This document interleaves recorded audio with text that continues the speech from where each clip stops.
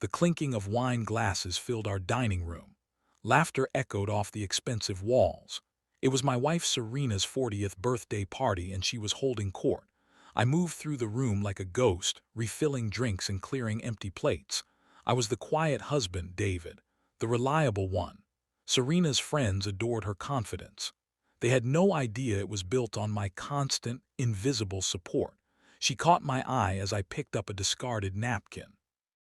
Her smile was sweet for the guests, but her eyes held a familiar, cold amusement. I felt a knot tighten in my stomach. The performance was about to begin. I had always been the steady hand. When we met, Serena was a struggling real estate agent, full of big dreams but no discipline. I was the one who organized her life, managed her finances, and cooked her meals. My own work, developing a quiet, powerful tech startup from our home office, was something she called my little computer hobby. She never understood the lines of code on my screen. She only saw that I was home, available to clean and cook. The man who provided the capital for her first big deal was now the man she praised for doing the dishes. The conversation at the table turned to husbands. "Mark just got a promotion," one woman said, beaming. Another bragged about her husband's golf game. Then all eyes turned to Serena.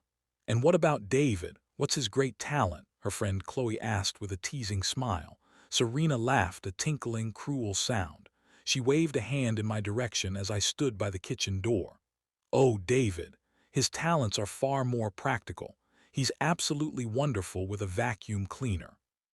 Honestly, the man is a genius with a mop. That's what he's really good for." The table erupted in laughter. My face grew warm. I felt frozen, a statue of humiliation. I saw the pity in some of their eyes and the smug agreement in others. For years, I had accepted these little jokes as the price of peace, but this was different. This was a public declaration of my uselessness.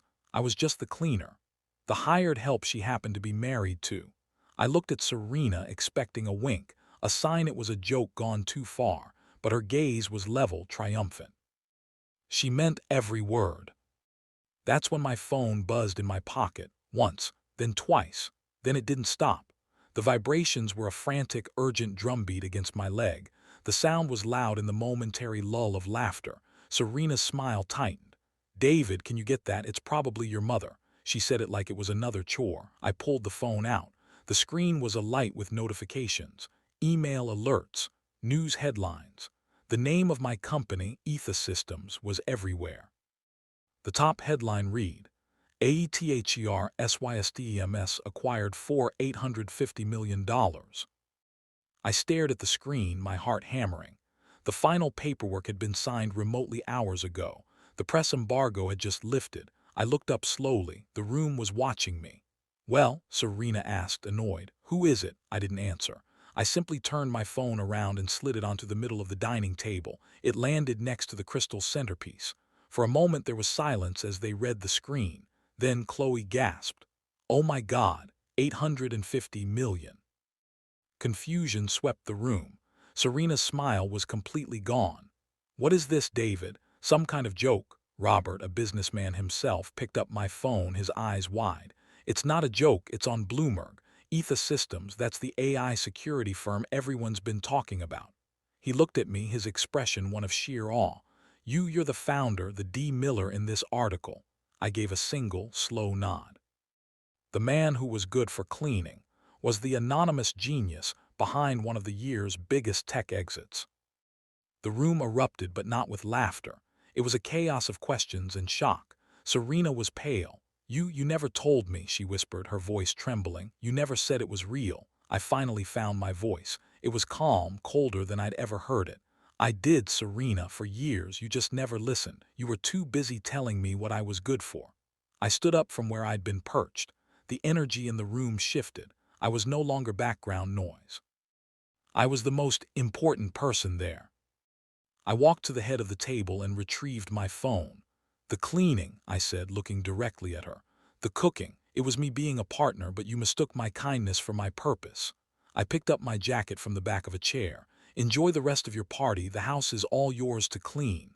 I turned and walked out of the dining room. I didn't look back. Behind me, I heard her chair scrape back. "David, wait." but I was already opening the front door. The sound of her panic was the quietest, most satisfying sound I'd ever heard. I spent the night in a hotel suite, silence washing over me. My phone blew up with calls from Serena, her friends, even her parents. I ignored them all. The next morning I met with my lawyer. I had planned for this moment. The prenuptial agreement was ironclad, protecting the company I built alone. Her name was on nothing. I sent one text to Serena: "The lawyer will be in touch. Do not come to the house." I was no longer the quiet husband. I was the CEO. I returned to the house a week later to get my things. It was a mess. Empty takeout containers, piles of laundry. She had never learned how to run the washing machine. She was sitting on the sofa, no makeup, wearing yesterday's clothes.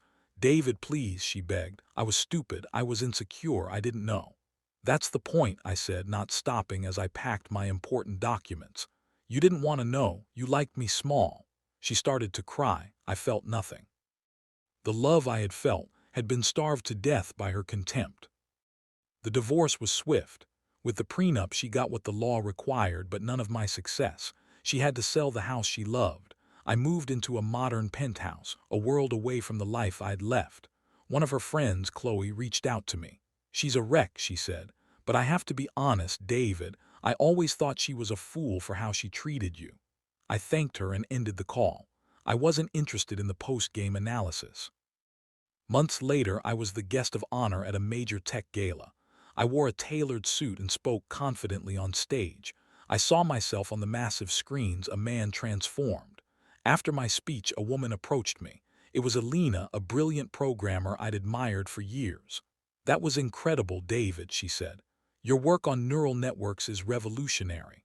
We talked for an hour about code and philosophy. She saw me. Not a cleaner, not a bank account, but a mind. A year after the birthday dinner, my foundation for underprivileged coders launched. The event was covered by the same press that broke my acquisition story. I saw a paparazzi photo of Serena the next day, looking tired and shopping at a discount store. The caption read, "Ex-wife of Etha Systems founder struggles after split." There was no satisfaction in it, only a quiet acknowledgement of a path not taken. Her cruelty had been the key that unlocked my cage. I was in my office looking at the city lights when my assistant said Serena was in the lobby. She insisted on seeing me. I let her up. She looked older, dressed simply. "I just came to say I'm sorry," she said, her voice raw. "I was a terrible partner. I used you to make myself feel big." I nodded. "I know." She asked if there was any chance. I looked at her, this stranger from my past. "The man you want now is the man you created when you humiliated him. But he's not for you." She left, and I felt the chapter close forever. I thought the story was over. Then I got a letter from Mark, the husband who had been promoted. He was leaving his toxic wife, Chloe. He wrote, "Seeing you walk out that night was the bravest thing I'd ever seen. It gave me the courage to demand better for myself." My story had become a quiet legend, a ripple effect of empowerment. My revenge wasn't just wealth. It was becoming a symbol of self-respect. Alina and I grew closer. She was my equal in every way. One night over pizza and code, she laughed. "I can't believe she thought you were just good for cleaning." I smiled. It was a useful disguise. With Alina, I never had to hide my ambition or my intelligence. We were partners building a future together, line by line. It was the relationship I had always wanted. I drove past my old neighborhood one day. A new family lived in the house. Children's toys were scattered on the lawn. It was no longer a museum for Serena's perfect life. It was a home full of messy, real love. I felt a pang, not for what I lost, but for what I had never truly had there. The house was just a building. My life was now my own. On the anniversary of the acquisition, I transferred a life-changing sum of money to my parents, retiring them comfortably. My mother cried. "We always knew, David. We always knew you were meant for great things." Their unwavering belief was the fuel that had kept me going during the dark years of being unseen. This was the victory that mattered most. The viral video of my walkout never surfaced. Serena's friends were too embarrassed, but the story spread in whispers through our old social circle. I was the phantom, the billionaire who vanished. My silence was more powerful than any public statement. Let them whisper. Let them wonder. I was busy living a life that was authentically, completely mine. I took up sailing. The silence on the open water was a different kind of quiet from the one I'd known at home. This was a peaceful, powerful silence. One afternoon, with the wind in my hair, I realized I hadn't thought about Serena in months. The pain was a distant memory. The anger had evaporated. All that was left was the horizon.